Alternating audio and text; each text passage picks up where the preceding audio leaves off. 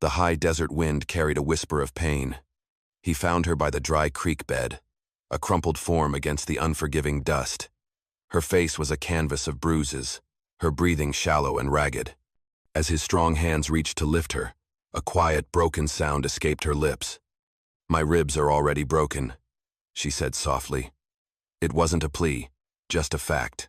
But her eyes held a chilling question. Was he just another monster, or the first man to refuse to let her fall? Don't forget to like this video and subscribe to the channel so you never miss a ride into the Old West. The high desert wind carried a sound that didn't belong, a whisper of pure pain that snagged on the sagebrush and died in the dust. It was a sound Silas knew. Not the cry of a coyote or the shriek of a hawk, but something human. Something broken. He found her by the dry creek bed, a crumpled form against the unforgiving earth, a splash of faded calico in a world of brown and gray. Her face was a canvas of bruises, swollen and purpled, her breathing a shallow, ragged thing that hitched with every gust of wind. Trouble. The word was a stone in his gut. This was a man's trouble, violent and possessive, and it had washed up on the edge of his land. He could turn his horse. He could ride on and let the desert claim what was left of her. No one would ever know. The thought was a cold snake coiling in his mind, a practical venom that promised peace, promised solitude.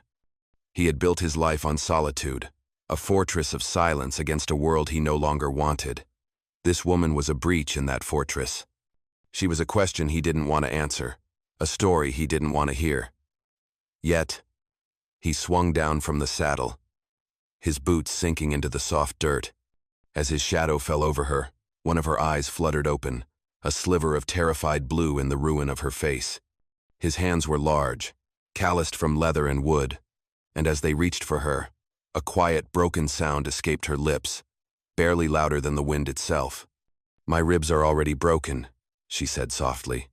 It wasn't a plea, just a fact, a statement of her reality offered up as if she expected him to finish the job. It was in that moment the choice was made for him. In her eyes, he saw a question that chilled him more than any winter storm. Was he just another monster in a long line of them? Or was he the first man to refuse to let her fall? He slid his arms beneath her, his touch surprisingly gentle. The sharp intake of her breath was a dagger of shared pain. He lifted her. She weighed almost nothing, a bird with shattered wings. He carried her toward his cabin, a distant speck on the horizon. Each step was a commitment. Each crunch of his boots on the parched ground was an acceptance of the burden, not just the fragile weight in his arms, but the storm that was sure to follow. The sun beat down, indifferent. The vast, empty landscape stretched out around them, offering no comfort, no witness. There was only him, a solitary man who had just chosen a stranger's fate over his own peace, walking a long, slow line back to a life he thought he'd left behind. The cabin was a world of wood and iron, and it smelled of pine, old smoke, and now, the metallic tang of blood. He had laid her on his own cot, the rough wool blanket a dark contrast to her pale skin. He moved with a quiet economy learned from years alone, stoking the fire until it roared to life, filling a cast-iron pot with water from the bucket. The woman never made a sound. She was a statue of agony, her stillness more unsettling than any scream. Her eyes, the only living things in the frozen mask of her face, followed him. They watched the dipper splash into the bucket. They watched the flames lick the bottom of the pot. They watched his broad back as he searched for clean rags in a wooden chest. There was no trust in that gaze, only a deep, weary vigilance. This was a place she did not know, and he was a man she had every reason to fear. Silas tore strips from a clean shirt. He dipped a corner into the now steaming water and approached the cot. She flinched, a tiny, almost imperceptible movement, but he saw it. He stopped, holding the cloth up where she could see it. He waited. A minute passed, stretched thin by the suffocating silence, broken only by the pop and hiss of the fire. Finally, a slow, shaky nod. He knelt, his knees cracking, and began to gently dab at the cut on her cheek. He worked without a word, cleaning the dirt and dried blood away from her skin, his touch methodical, impersonal. He was mending a fence, patching a roof, tending to a wounded animal. But she was not an animal. With every wound he uncovered the split lip, the dark bruise blooming over her jaw. The raw scrapes on her knuckles, a cold, unfamiliar anger began to simmer deep inside him. He'd brought a storm into his house, a quiet, bleeding storm, and he was already furious at the thunder that had made it. When he finished, he rose and ladled a thin broth into a tin cup. The smell of salt and meat filled the small space, a scent of life and sustenance. He held it out to her. She stared, not at the cup, but through him, her eyes fixed on some distant horror he couldn't see. The cup remained between them, an offering rejected. He felt a surge of useless frustration, not at her, but at the ghost who had put that look in her eyes, the ghost who had taught her that a helping hand was just another fist in waiting. He set the cup down on the small crate beside the cot. He did not push. He did not plead. He simply retreated, taking the wooden chair in the darkest corner of the room. And Saturday, the firelight carved his face into harsh lines and deep shadows. He would watch. He would wait. The vigil had begun. 3 sunrises bled across the horizon and 3 sunsets bruised it purple.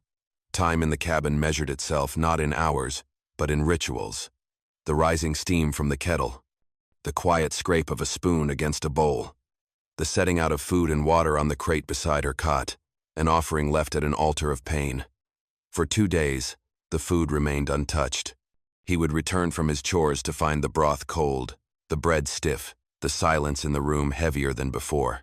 He felt a familiar anger, a bitter resentment not for her, but for the world that had done this to her. It was a fool's errand, trying to pour life back into a vessel that had been so thoroughly shattered. He was just a man with calloused hands and a quiet piece of land. He knew how to mend things, wood, leather, stone. He did not know how to mend a person. On the 3rd day, he returned to find the bowl empty. He stopped in the doorway, his heart giving a slow, heavy thump against his ribs. It was a victory so small it was almost invisible, yet it felt like the turning of a season. She was still on the cot, watching him, but the sharp, hunted edge in her gaze had softened, worn down by his relentless, silent care. He took the empty bowl without a word, washed it, and refilled it. The ritual continued, but something had changed. The silence was no longer a wall, but a space they shared. Later, as dusk settled, painting the single window in shades of orange and gray, she moved. She pushed herself up, her back straight against the wall, her breathing still labored but steadier. The fire crackled, casting long, dancing shadows. Silas sat in his corner chair, oiling a piece of tack, the rhythmic motion a comfort in the quiet. Then a sound broke the stillness, a sound as alien in that room as a songbird. It was a voice, dry and cracked like old leather, a rustle of dead leaves. "What's your name?" He froze, his hand still. He looked up slowly. She was looking directly at him, her gaze, clear for the first time, stripped of terror and replaced with a fragile, aching curiosity. It was the first question she had asked of the world since he'd found her, a single thread cast across the chasm of their silence. He swallowed, his own throat suddenly dry. He had expected screams, or weeping, or nothing at all. He had not expected this simple, human query. It demanded a piece of him, a name to put to the hands that had tended her wounds. He gave it. Silas. The word hung in the air between them, small and solid. It wasn't a question, it wasn't a demand, it was an answer. And in her eyes he saw the flicker, a tiny, nascent spark in the endless darkness. It was not hope, not yet, but it was the beginning of trust. The trust was a fragile seedling, taking root in the spaces between words. She began to speak more, not in stories, but in simple observations. The way the light hit the dust motes in the afternoon, the taste of the water from his well.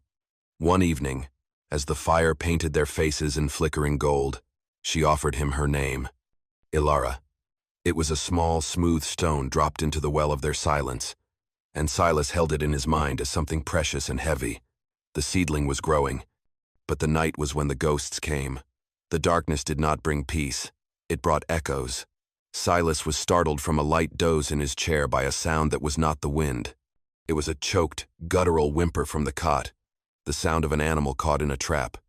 He saw her then, thrashing against the blankets, her hands clenched into fists, her face a mask of primal terror. She was not in his cabin anymore. She was somewhere else, somewhere dark and terrible, reliving the hell he had pulled her from. Muffled pleas tumbled from her lips, words lost to the dream, but the fear was a language he understood perfectly. And then, a single word tore through the quiet room, a name screamed with the last of her breath, sharp and clear and full of a soul-deep dread. Gideon. The name struck the log walls and fell dead into the silence that followed. It was a gunshot in the dark, a key turning in a lock. Suddenly, the nameless, faceless evil that had broken her had a name. Gideon. Silas was on his feet in an instant, the instinct to protect, surging through him like a current. He wanted to shake her awake, to pull her from the nightmare, to demand to know who this man was. But he stopped. He saw the sweat on her brow, the frantic beat of the pulse in her throat. He understood that his questions would be just another form of violence, another intrusion into a space that had been so brutally invaded. She did not need an interrogator. She needed a shield. He walked over to his chair, the scraping of its legs on the floorboards a loud, grounding sound in the tense air. He did not go to her side. He did not touch her. He simply sat, his rifle resting across his lap, and faced the door. He became a sentinel, a silent, unmovable presence holding watch over her sleep. He sat there as her panicked breathing slowly softened, as her frantic movements stilled, as the ghost named Gideon retreated back into the shadows of her mind. He sat there until the first pale, gray light of dawn crept through the window, a promise of an end to the darkness. He was her protector now. It was no longer a choice. It was a fact. The healing was a quiet tide, pulling back the ocean of pain millimeter by millimeter. Ilara no longer stayed on the cot, a prisoner of her injuries. She now moved through the small cabin, a silent, graceful ghost in a world that had only ever known his heavy tread. She would stand at the window for hours, watching the vast, empty horizon as if it were a page she was trying to read. She swept the floorboards with a broom made of twigs, the soft, rhythmic scratching a new sound in the cabin's vocabulary. They ate at the small wooden table now, the space between them no longer a chasm of fear but a valley of shared quiet. The bruises on her face faded from violent purple to a sickly yellow-green. And then, finally, they were gone, leaving behind only the memory, a faint shadow in the hollows of her eyes. One evening, the fire threw their shadows long and twisted against the log walls. Silas was cleaning his rifle, the familiar scent of oil and steel filling the air. Ilara was mending a tear in her dress with a needle and thread he had given her, her stitches small and neat. The silence was comfortable, worn in like old leather. Then, her hands stilled. Gideon is my husband. The words were spoken so softly, he almost didn't hear them.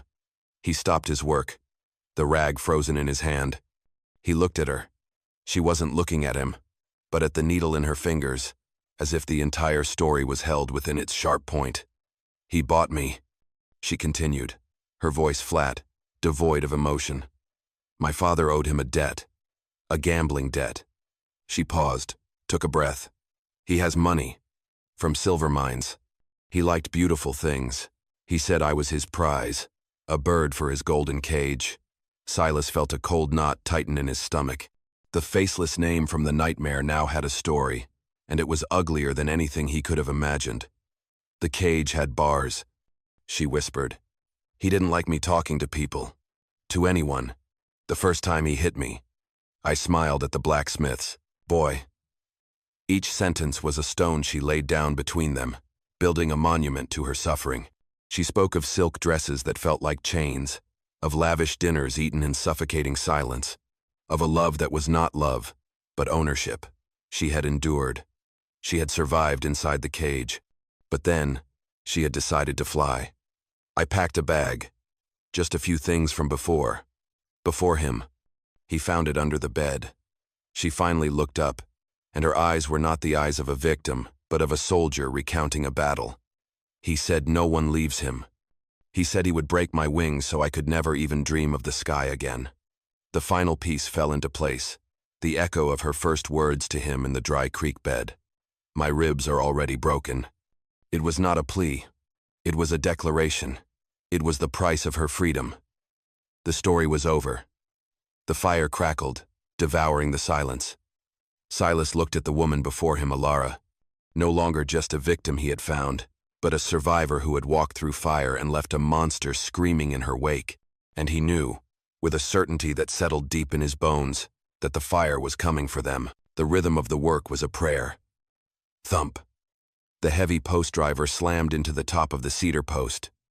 Thump. Dust puffed from the dry earth. Silas worked under the white-hot eye of the sun, his hands raw, his shirt soaked with sweat.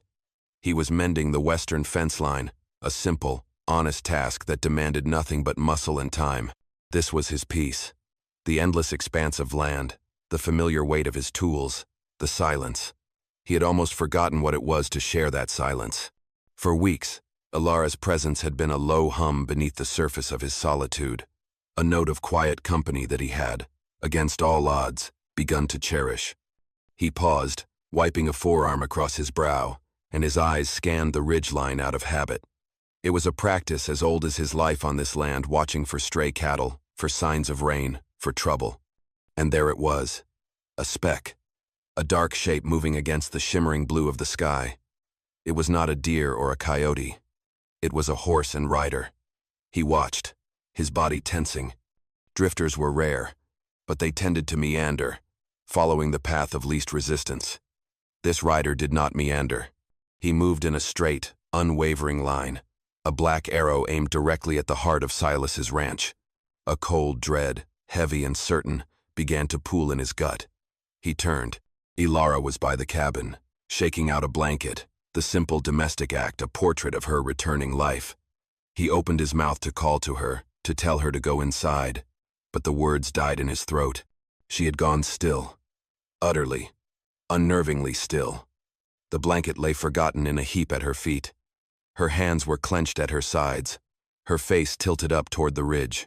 All the color had drained from her skin, leaving it a waxy, translucent white. The faint scars, the lingering shadows of her bruises, seemed to reappear as if freshly struck. The woman who had started to laugh softly at the antics of a chipmunk was gone. In her place was the broken creature he had found by the creek bed, frozen by a terror so profound it stole the very air from her lungs. Their eyes met across the dusty yard. He saw the name in her gaze, screamed in silent, abject horror. Gideon. And she saw in his the grim, hard-edged confirmation. The nightmare had taken flesh and was riding toward them. The time for quiet vigils and gentle care was over. The storm had finally broken. The choice was no longer a distant moral question, but an immediate, violent reality thundering down upon him. He could hand her back to the monster, or he could stand between her and the fire. His hand fell to the worn handle of the axe leaning against the fence post. His peace was already a memory. The horse was a magnificent black beast, lathered in sweat but still proud, a creature of wealth and breeding. The man who dismounted was not a product of this harsh land. His boots were polished to a mirror shine, catching the brutal Sunday. His coat was black wool, cut fine and clean, an insult to the dust that coated everything Silas owned. He moved with an unhurried grace, an easy confidence that spoke of a world where his will was never questioned. He stopped a dozen feet from the cabin door, his eyes, the color of a winter sky, taking in the rustic simplicity with a faint, dismissive smile. He looked at Silas, still holding the axe, and his smile widened, a practiced, charming thing that didn't reach his eyes. "A man has to protect his property," he said, his voice as smooth as polished riverstone. "I can appreciate that." He took a step closer, his gaze flicking to the dark doorway of the cabin. "I've come for my wife." The words were calm, reasonable, the words of a concerned husband. Silas didn't move. The weight of the axe in his hand felt right, a solid piece of truth in a world suddenly filled with lies. Behind him, in the cabin, he could feel Alara's terror, a cold presence seeping through the wood. It was the only proof he needed. "She ain't here," Silas said, his own voice a low rumble, the sound of rocks grinding together. Gideon's charming mask didn't slip, but a flicker of something cold and hard passed through his eyes. "Please, let's not be difficult. Alara, she is unwell. She gets these notions. These flights of fancy. She wanders. It is a terrible burden, but she is my wife, and it is my duty to care for her. He was painting a picture, a careful, deliberate lie for the world to see, the distraught husband, the simple homesteader, the mad wife. He represented the law, the money, the power that crushed men like Silas every day. And Silas, with his worn clothes and his silent patch of dirt, represented nothing but a quiet, stubborn refusal to be moved. I heard a different story, Silas stated, the words dropping like stones into the tense silence. For the first time, the smile on Gideon's face tightened at the edges. The charm was fraying, revealing the menace beneath. "My wife is a fine storyteller," he said, his voice losing its warmth, taking on a sharp, metallic edge. "But her stories end now. I am taking her home. You will step aside." It was no longer a request. It was a command. He took another step, placing him just out of arm's reach. The authority of his world pushed against the unshakable morality of Silas's, and the air between them crackled, a silent, violent storm about to break. The fine wool coat was the first thing to be ruined. Gideon's face, stripped of its charming veneer, became a mask of pure, reptilian fury. "I am done with this," he snarled, the words a low hiss of venom. He did not lunge. He simply moved, stepping forward with the absolute certainty of a man who had never been denied. He expected Silas to move, to yield. Silas did not move. He was no longer a man. He was a root, sunk deep into the earth of his conviction. He was a wall. Gideon slammed into him, a solid, unmoving truth, and the brawl began. It was not a fight of skill or honor. It was a storm of desperation and rage in the dust before the cabin door. Gideon's first punch was a blur, a snake striking fast and true, and it exploded against Silas's jaw. The world tilted, a flash of white-hot pain lancing through him. He tasted blood, copper, and salt. Gideon was a whirlwind of vicious, precise blows, a man practiced in the art of inflicting pain, his polished boots skittering in the dirt as he pressed his attack. He fought to possess, to reclaim property. Silas fought to protect. He absorbed the blows, his body a shield, his mind a single, burning thought. Her. He saw her face, bruised and broken. He heard her whisper, "My ribs are already broken." He was not a gunslinger. He was a rancher. His strength was not in speed but in endurance, in the raw, unyielding power that came from a life of breaking earth and hauling stone. He weathered the initial assault and then he pushed back. He drove his shoulder into Gideon's chest, not with technique, but with the force of a falling tree. The air left Gideon's lungs in a shocked grunt. They grappled, two animals locked in a primal struggle. Gideon, enraged at this defiance, reached inside his coat. A glint of polished silver. A small, elegant pistol. A coward's weapon. Silas's world narrowed to that single point of metal. There was no time for thought, only instinct. He grabbed Gideon's wrist and slammed it, with all his force, against the unforgiving log wall of the cabin. A sharp, sickening crack echoed in the sudden stillness, and the pistol fell silently into the dust. A howl of pain and fury erupted from Gideon. The fight was over then, though he didn't know it yet. With the lie of his weapon gone, he was just a man, and Silas was a promise made flesh. Silas hit him once, a solid blow to the stomach. He hit him again, a right cross that sent the well-dressed man stumbling backward. Gideon fell, a heap of fine wool and broken pride, into the unforgiving dirt he so despised. Silas stood over him, chest heaving, blood dripping from his chin, his shadow falling over the defeated man. He had refused to let her fall. The dust began to settle, a slow, golden curtain falling on the aftermath of violence, coating everything in a fine, gritty powder. Silas stood over the crumpled form of Gideon, his breath a ragged engine of pain, a fire burning in his own bruised ribs that mirrored the agony he had just inflicted. The only sound in the vast, ringing silence was the desperate heave of his own lungs. Blood, his and the other man's, dripped from his chin onto the parched earth, dark flowers blooming in the dirt. The world, which had been a chaotic storm of fists and fury, was now terribly, profoundly quiet. Gideon's elegant pistol lay half buried in the dust, a silver toy discarded by an angry child, its metallic gleam an obscenity in the natural landscape. Silas bent, his entire body screaming in protest, and picked it up. It felt wrong in his hand, too light, too delicate, a thing made for one purpose only, an extension of a will that solved all problems with a simple, final pull.